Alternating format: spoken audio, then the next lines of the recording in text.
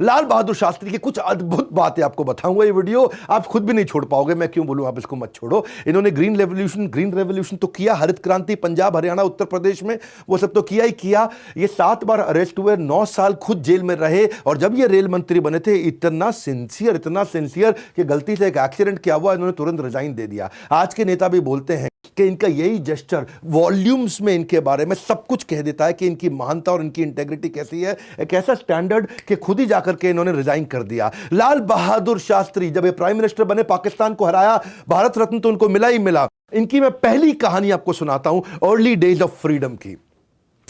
जिस समय अभी देश को स्वतंत्रता मिली नहीं थी, उस समय लाला लाजपत राय ने एक संस्था बनाई, सर्वेंट्स ऑफ इंडिया सोसाइटी।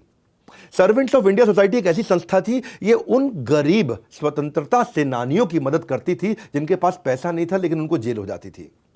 यानी कि कुछ ऐसे हमारे फ्रीडम फाइटर थे, जब जिनको जेल में डाल देते थे तो उनका पीछे पूरे परिवार के पास उनकी आय, उनकी आमदनी सुरक्षित नहीं रहती थी। और ऐसे ही थे हमारे लाल बहादुर शास्त्री। जब इनको जेल भेज दिया गया तो इनकी पत्नी, इनके बच्चों के लिए घर में जीविका सुरक्षित नहीं थी, तो इनको भी 50 रुपया महीना कौन देता था? सर्वेंट्स ऑफ इंडिया सोसाइटी इनको 50 रुपये महीना देती थी। इसको लाला लाजपत राय ने बनाया था। 50 रुपये महीना इनके घर जाता था, तो एक दिन उन्होंने जेल से एक चिट्ठी लिखी अपनी पत्नी को, ललिता शास्त्री को। पूछा, ललिता, क्या तुमको 50 रुपया हर महीना मिलता है? और अगर मिलता है तो क्या तुम उसमें घर चला पा रही हो? तो ललिता का तुरंत चिट्ठी से जवाब आया, बोलो एकदम महीने के महीने मुझको 50 रुपया मिल जाता है, और तो और मैं 40 रुपये में घर चला लेती हूँ, 10 रुपया बचा भी लेती हूँ। तो शास्त्री जी सोचे, 10 रुपया बचा रही है, 40 रुपये में काम चल जाता है। शास्त्री जी मुस्कुराए, तुरंत सर्वेंट्स ऑफ इंडिया सोसाइटी को चिट्ठी लिख दी, बोला मेरा काम 40 रुपये में चल रहा है, ये 10 रुपया घटा करके आप बाकी 10 रुपये किसी और ज़रूरतमंद को दे दीजिए। ये थे लाल बहादुर शास्त्री। ये इनकी एपिटोम ऑफ इंटेग्रिटी, इतने ईमानदार थे। जिस समय जेल में थे ना, ये अंग्रेज़ उस समय शासक थे हमारे देश में, इनको पता चला कि इनकी बेटी बहुत बीमार है, इतनी बीमार है कि हो सकता है वो शरीर ना छोड़ दे।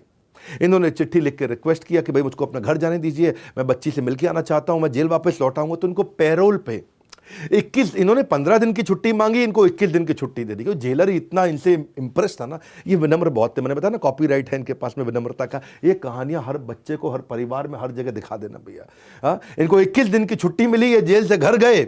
जैसे ही जाकर के बेटी को गले लगाया, बेटी के पास बैठे, थोड़ा मुस्कुराई बेटी इनको देख करके, और उसके बाद बेटी ने शरीर छोड़ दिया। उसी दिन शरीर छोड़ दिया। ये तुरंत गए, उनके लास्ट राइट्स जिसको बोलते हैं, उनका अंतिम संस्कार अपनी बेटी का किया। आंसू बहाए, सब बहुत दुखी थे, क्योंकि बेटी से मिलने के लिए इनको छुट्टी दी, अब बेटी का तो देहांत ही हो गया। तो घर लौटते हुए अपनी पत्नी को रास्ते में बोले कि अब मैं जेल वापस जा रहा हूँ। तो पत्नी ने बोला, 21 दिन के लिए आए हो, कुछ दिन तो हमारे साथ रह लो आप। बोला नहीं, मुझे अंग्रेज सरकार ने छुट्टी दी थी बेटी के लिए, अब बेटी ही नहीं रही, तो वो छुट्टी लेना मेरे लिए गलत होगा। मुझे तो ईमानदार रहना है ना, मैं ईमानदारी से ही जीवन जीना चाहता हूँ। और ये वापस लौट गए। खूब उनके पड़ोसियों ने, रिश्तेदारों ने रोका, ये माने नहीं, ये वापस जेल लौट गए। और जब जेल गए तो वहाँ के जो जेलर थे उन्होंने खुद ही कहा कि आप 21 दिन रह सकते हैं, हमने आपको 21 दिन की छुट्टी दी है। पर उन्होंने कहा नहीं, मैं 21 दिन तो आपने मुझे बेटी के लिए छुट्टी दी है, जब बेटी का देहांत हो गया तो अब छुट्टी किस बात की। और इन सब बहुत जेलर, अंग्रेज, इनके सब लोग इनकी ईमानदारी से इतना इंप्रेस रहते थे। ये कहते थे स्वतंत्रता की रक्षा केवल सैनिकों का कार्य नहीं है, इसके लिए पूरे देश को मजबूत होना है।